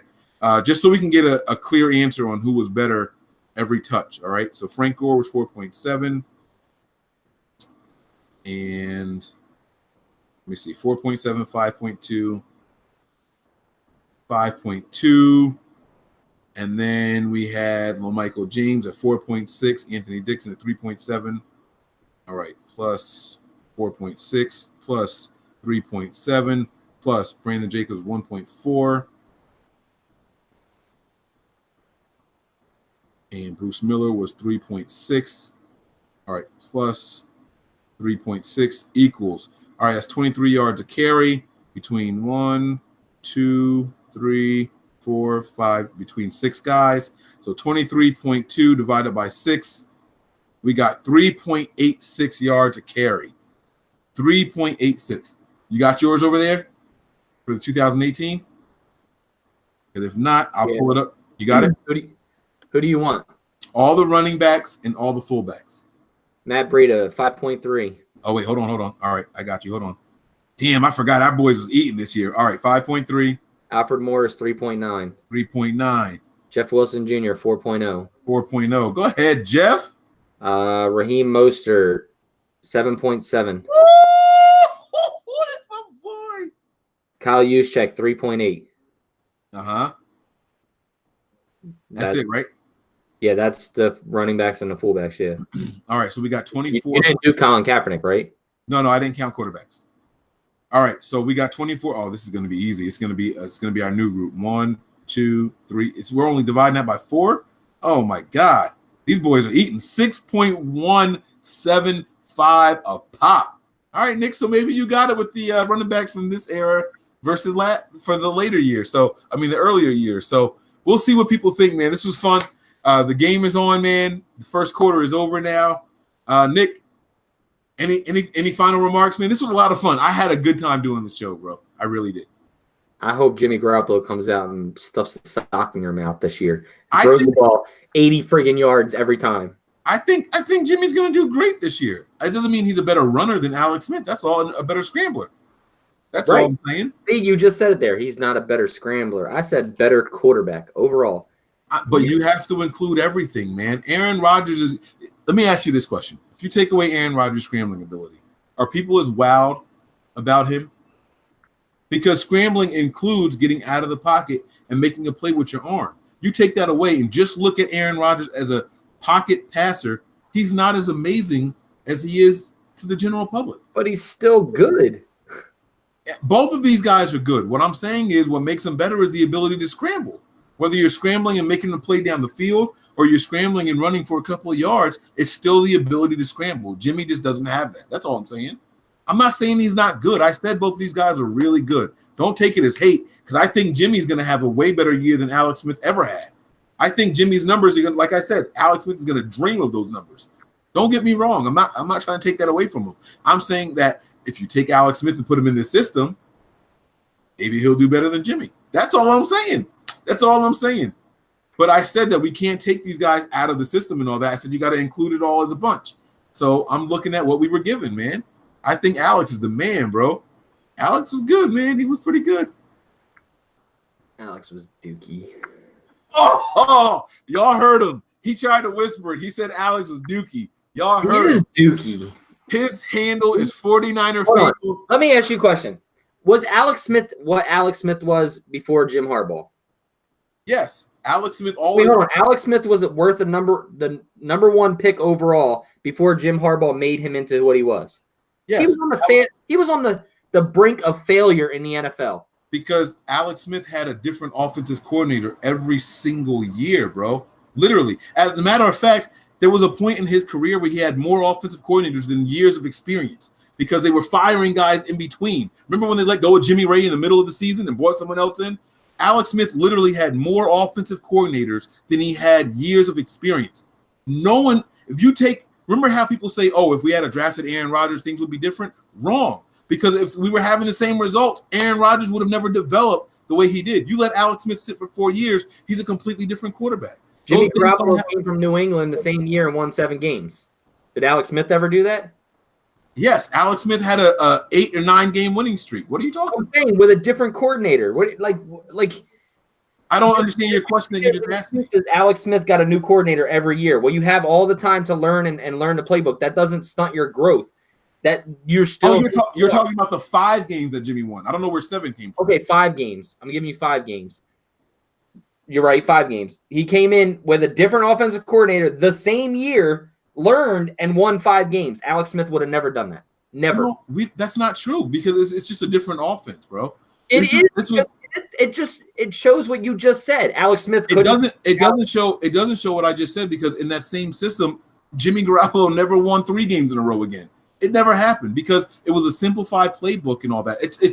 Listen, that's relative information. What I'm saying is Alex Smith had a lot more on his plate to learn. Alex Smith was playing with a bad shoulder. You remember the injury and all that, right? He had a bad shoulder. There's a ton of excuses. You asked me, is Alex Smith the same quarterback without Jim Harbaugh? His skill set was exactly the same. He's a cerebral quarterback with high-end athleticism. Alex Smith was always the same quarterback. Now, it's up to the coordinators and all that to bring that out of the guy and use your quarterback to the best of their abilities. Listen, as much as we like what Alex Smith did with Jim Harbaugh, Andy Reid got even more out of Alex Smith when he went to Kansas City. He had numbers you were never one of those fans saying we need a new quarterback before Alex Smith. Bro, I was when Alex Smith was playing. You were never because he was literally. You want me to answer the question or not? Yeah, but you didn't let me finish what I was saying. You're just trying to talk. So you said, do I want a different quarterback ever when Alex Smith was in there? And I was going to tell you, I was literally hoping that Troy Smith got in. I was high on Troy Smith. And then when I saw Troy Smith go in, I was like, oh shit, I fucked up. Hey, can we put Alex back in there, please? Like I'm there's nothing wrong with wanting a different guy in a different system. Different systems fit different quarterbacks better, bro. It's okay. But you're asking me about a skill set. And right now, what we've seen, Alex Smith has a better skill set than Jimmy Garoppolo. There's nothing wrong with that. That doesn't mean that he's going to be a better quarterback at the end of his career. Jimmy can have a way better career. I'm not saying that. Listen, Alex Smith has more tools in the bag than who's a really good quarterback. Who's a really good quarterback? Alex Smith has more tools in the bag than Kirk Cousins does. Kirk Cousins will probably finish his career with better numbers than Alex Smith. But Alex Smith is a better quarterback and has more tools in the bag than Kirk Cousins does. That doesn't mean that he's going to be better than Kirk Cousins. I'm looking at his abilities. I just can't jump on board with you because you're basing your whole abilities being a better quarterback in general by being able to rush outside the pocket. I'm saying that's what separates them because everything else is exactly the same. So I have to give the nod to the guy with the tiebreaker. Alex Smith owns the tiebreaker. That's all. That's all I'm saying. Hey, look, man, Faithful, have fun with this. Let us know what you guys think. I'm 49ers Mike _NF on Twitter. He is 49er Faithful 365, and our group page is nothing but the number 9 ERS on Twitter. Holla at us, man. Let us know what you guys think, man. Let me see. I got quarterbacks for the past. I got running backs for the past. I got offensive line. West Coast said, Nick, tell Mike Jimmy G never would get benched for Colin Kaepernick. I don't care. What's that got to do with anything? I don't care. I think he's saying because Alex Smith got benched for Kaepernick. But Alex Smith didn't get benched for Colin Kaepernick. Alex Smith had a concussion. They never put him back in. Not one time in Alex Smith's career did he ever get benched for Colin Kaepernick. Missed me with that one, bro. Sorry. You failed. He still got benched. He never came back. He was a starting quarterback. He never got benched. He never got benched. Jim Harbaugh just rode with his guy. Everybody watching this program right now thinks that the 49ers had a better shot winning that Super Bowl with Alex Smith as the quarterback instead of Colin Kaepernick. Sorry. Not sorry. He never got benched for him. Jim Harbaugh drafted his guy in the second round, and then he stuck with his guy when he put him in. It was simple as that. That's it. Because if you look at the numbers from that season, So- Alex so Smith's none of numbers it were way better. None of it had to do with winning, right? Alex Smith won more games that year than Colin Kaepernick. What are you Yeah, well, talking he started a whole lot more games than him too. No, even if you look at him under Jim Harbaugh, Alex Smith was 13-3 his first year. He played the entire year. Alex Smith had more wins in the same amount of games than Colin Kaepernick did. Check it out. I'm not going to sit here and argue with y'all. The numbers are there. He won 13 games his first year, and then he played 8 or 9 games, and that one game that he started ended in a tie or a loss because it went into overtime. Colin Kaepernick had less wins in the same amount of games than Jim Harbaugh than Alex Smith did. That's a fact. That's not me making anything up. That's a stone cold fact. But what I'm trying to ask you is so CJ Beathard didn't get benched for Jimmy Garoppolo? Yeah, because CJ Beathard was bad, and then they put in. No, CJ Beathard got hurt, and then Jimmy came in and. Yeah. You're right. That is being benched. No, yeah, and then he never got his job back until there was another injury. So that's being benched. You got benched for the starter. Nick, you're all right. I'll tell you what. How's that not being benched? I'll tell you what, bro. If that's what you think, then so be it. If that's honestly what you think, but what you're reading in the comments, you're not asking a question. You're just trying to sit here and keep it going. Listen, I'm telling you that Alex Smith was more effective under center than Colin Kaepernick was in Jim Harbaugh's system. But that's not the question I'm asking you. You're telling me that Alex Smith did not get benched ever. He did. He did not get benched for, bro. As soon as the season ended, Jim Harbaugh went on a press conference and said, Colin Kaepernick is our quarterback. And then they were looking to trade Alex Smith. He never got a nod at being the quarterback again. It was never a competition. It was Colin Kaepernick's job from that moment on. He never got benched for him. It was never a competition. Okay. If you I don't understand what you don't get. I don't know what to tell you. Is it a competition right now between CJ Beathard or Nick Mullins and Jimmy Garoppolo? Is it a three-way competition or no? No. So is Nick Mullins getting benched for Jimmy Garoppolo?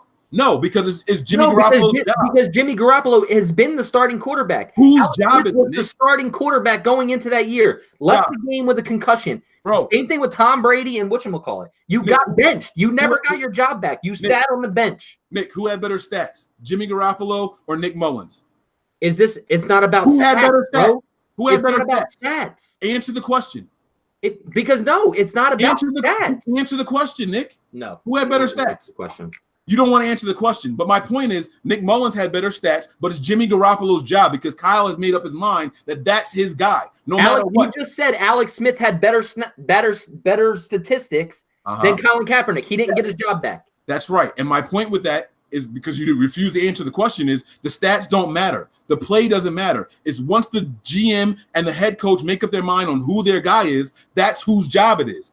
Jim Harbaugh and Trent Baalke made up their mind that Colin Kaepernick was their starter. It was never a competition for the QB1 position, ever. It's just like it's not a competition right now for QB1, despite Nick Mullins having way better stats than Jimmy Garoppolo. So the 11 games that Alex Smith played that year, he was the starter, right? They made their choice of him being the starter over Colin Kaepernick, correct? He was the starter. Correct. Okay, he got hurt, got healthy, and could come back, but Jim Harbaugh came up with, I'm keeping you on the bench. I'm going with Colin Kaepernick. That is being benched. That's not being benched. Your job. Jim Harbaugh said, I'm sticking with Colin Kaepernick. I'm riding the hot hand. He's my guy. And even after Colin Kaepernick lost, the beat writer said, okay, are you going to put Alex back in? He said, no, Colin's our guy. Jim Harbaugh. Right, he benched Alex. He literally benched him. He didn't bring him back. He was the starting quarterback that year. We're arguing about semantics. Hey, you're right. He benched him. Alex Smith lost his job to Colin Kaepernick. You're right. All right, that's fine. Oh my goodness. So now you're mad that I agreed with you. What do you want me to say, Nick? No, because you're only agreeing out of being. Because we're talking in circles. This is the stuff that I personally don't like to do this. We're never going to agree. I'm telling you that Colin Kaepernick got the job because Jim Harbaugh picked him second round. That was Jim Harbaugh's guy. There was never an opportunity for Alex Smith to get that job. It was never a competition again. I don't know what you don't understand about it. You're saying, well, he was healthy. He could have won it back. No, he couldn't win it back because it was never a competition. And every beat writer that saw the open practices Every beat writer that saw the open practice said Alex Smith looked better in practice. But Jim Harbaugh's excuse was, well, some players are better in practice than they are on the field. We heard all the excuses in the world, but now you're choosing to ignore all that or forget it conveniently. Whatever. How am I choosing to ignore all that? I just said Alex Smith got benched. That's what happened. He benched him. By choice, good in practice or not by merit, Nick. That's all I'm saying. It wasn't based off of merit. It was based off of the coach's decision. That's all I'm saying. It was a coach's decision. Remember when Eli? Decision being benched. That is a coach's decision. That's not losing your job. That's just the coach making a decision. Hear me out. Let me ask you this question. Remember when Eli Manning got benched so they can put in Geno Smith and that broke Eli Manning's streak of starts? Who was the better quarterback, Geno Smith or Eli Manning? Eli Manning. But he got benched, right? Did he lose his job, or was that just him being sat down for a few? What was it? They brought him back because whatchamacallit couldn't play. Why was he sat down, Nick? Because he was playing poorly. Was Geno Smith better? No, but it didn't matter. It didn't matter because the coach made a decision. That's my point, bro. That's all I'm saying. And then he realized that without Eli Manning, the team was not better. So they brought Eli Manning back in. With Alex Smith, the team wasn't better. In the coach, that's not true. No, they benched Alex Smith. Holy shit. We had more rushing yards a game, we had more passing yards a game, and we put up more points a game with Alex Smith in there. This is all Googleable facts. Everything I'm saying is a fact. I'm not making anything up. Jim Harbaugh just wanted to ride with his guy. He just wanted. All I'm trying to get you to say is that so the coach rode with his guy, right? Where was Alex Smith at? On the bench, and then Kansas City. He got benched. He never got his job. Nick, I agree with you just 30 minutes ago. I just said, okay, you're right, and then you wanted to keep going. I don't know what you want me to say. I don't know where you want me to go with this anymore. Nowhere, bud. Nowhere. Technically, is that what you want? Technically, yeah. Alex Smith got benched. He was healthy, and then he was a starter again, which never happened. But then he lost his job because Colin Kaepernick was better. He never got a chance to get his job back. That's why I said he wasn't benched. Geno Smith got a nod because they thought Geno Smith was better. But they said, hey, you know what, bro? You're bad. Go sit down. They benched Geno Smith, right?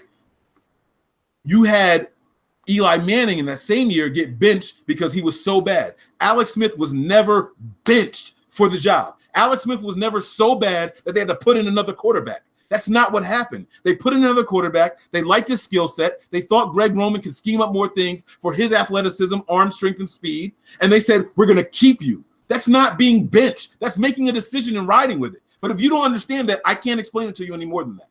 I don't know what else to say. I literally don't know what else to say. Alex Smith never got benched. They just decided to keep a different quarterback because of the skill set. That's what happened, bro. What do you think Joe Montana got benched, or did they decide to go with a better guy? Joe Montana did get benched. Why? What do you mean, why? Why was Joe Montana benched? Well, which time? There was tons of times. They literally sat Joe Montana and started Steve Young in some games. Then came back and started Joe Montana in another game and sat Steve Young. Tons of time. Okay. So was it because Joe Montana was getting old and the injuries, right? No, this was when the first quarterback competition started between Young and Montana. You're telling me it wasn't because of Joe Montana's age and his abilities? No. His abilities weren't wavering. There was times in the late 80s where they literally sat Joe Montana and let Steve Young play, or in the early 90s, and let Steve Young play to start a quarterback battle. Because of debilitating abilities, right? If Joe Montana was still playing at his peak, would Steve Young ever have got a snap? No, he wouldn't have. But when a player starts getting worse, that's when you go ahead and make a change. That's when you start moving guys around. Just like Alex Smith couldn't do it in Jimmy Ray's system. They started saying Troy Smith. Oh, shit, we messed up. Alex Smith, you go back in there. All right, let's try Troy Smith again. They were going back and forth because they weren't getting the results. They had the results with Alex Smith. They liked the results with Alex Smith. Alex Smith got injured. They put in Colin Kaepernick, and there was no more battles. It wasn't about injuries. It wasn't about abilities. It was about this is our guy, and we're riding with that guy.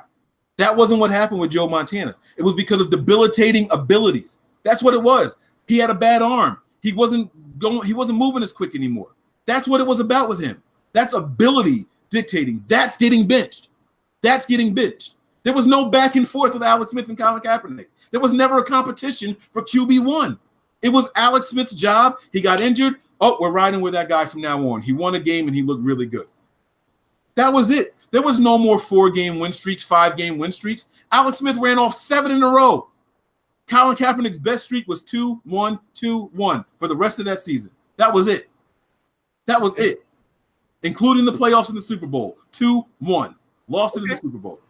Okay. That's it, bro. I don't know what else to tell you. Is it a quarterback competition? They started the next year. Hey, is it a quarterback competition? No. Colin's our guy. That's not getting benched. That's making a decision. That's all I'm saying. And they were looking for trade partners since the entire offseason. That's just how it works, man. That's the NFL. You get your guy. I didn't draft this dude. They did. This is the guy I drafted. This is the guy I want. That's all it was. You know about the struggle, the power struggles between Harbaugh and Balky. I don't know how else to explain it to you. I don't know how else to explain it to you that he got benched, but okay. So the better quarterback with better passing yards, the team with better rushing yards, the team with better points allowed and all that stuff. We're gonna stop that for a guy who's doing significantly worse. But he got benched. We're just gonna give up all that. That's because we had a fair competition. Okay. All right. Well, guys, man, like I said, I can't wait to go back and read the live comments. I don't look at the screen, so I don't know what's being said in there. But I appreciate you guys watching with us as long as you have. This show went about 58 minutes longer than it was supposed to. Guys, hit me up. I'm 49ers Mike _NF on Twitter. Let me know what you think. He is 49er Faithful 365. That boy faithful all day, every day. And the group is nothing but the number 9 ERS. Guys, I got nothing else to say. Nick, the floor is yours for closing remarks, baby. Yeah. Closing remarks. No, guys, thanks for joining us as always. I know you guys wanted to get onto that Warriors game. I do as well. I want to check that shit out. But I saw a couple DMs or emails come through, something like that for some shirts. So if you guys want any of those Stone Cold Kittle shirts, hit us up. Nick at nothingbutniners.com, or you can send myself a DM on Twitter, 49er Faithful 365, no S. But yeah, it was fun, Mike. So overall, who do you think was the better team? Just overall. I was trying to get a mental count. I had our running backs. No, I had their running backs. I had their running backs, their quarterbacks. I think we called the offensive line a push, right? No, we called the fullbacks a push. Offensive line, we went with. I can't remember. I went with him. I know we went with our wide receivers though. I know I went with our wide receivers. So that's 5-4. All right, so that's that side. And then defensive line, I gave it to us. Linebackers, I gave it to them. Safeties, I gave it to them. And corners, I gave it to us. I'm gonna say I think I ended with our team being better as far as tallies go. I think I gave it to us. Yeah, I think I had us overall now as well, because I gave us running backs, I gave us quarterback, I gave us receivers, I gave them offensive line. You had a push for fullbacks. Push for fullback. And then there was defensive line. I think you gave to them. I differed on that one. Gave to them on defensive line. Gave to them on safety. And you gave us corners. Gave us corners. And you gave them linebackers. Gave them linebackers. So it's a push. That's about right, man. Yeah, it's that's pretty close to it. Yeah. That seems about right. That's what's up, man. This was a fun exercise, and that's why I wanted to make this a whole show. I know we did this before, and we kind of glazed through it, but there's a lot more to talk about within it all, and it was a lot of fun, man. It was especially that Jimmy Garoppolo is better than Alex Smith. Hey, man. So be it, bro. So be it. But yeah, no, I mean, if their careers ended today, history ain't gonna agree with you. But we got to see. I think Jimmy has more in the tank than what Alex does for sure. I think Jimmy can be special. So I'm hoping to see it this year. I hope it comes to fruition. You guys know I got the Niners as Super Bowl picks this year, so I'm riding out with that. Let's go, man. Prepare for glory. Anticipate pain. But always remain faithful. We out of here. Peace.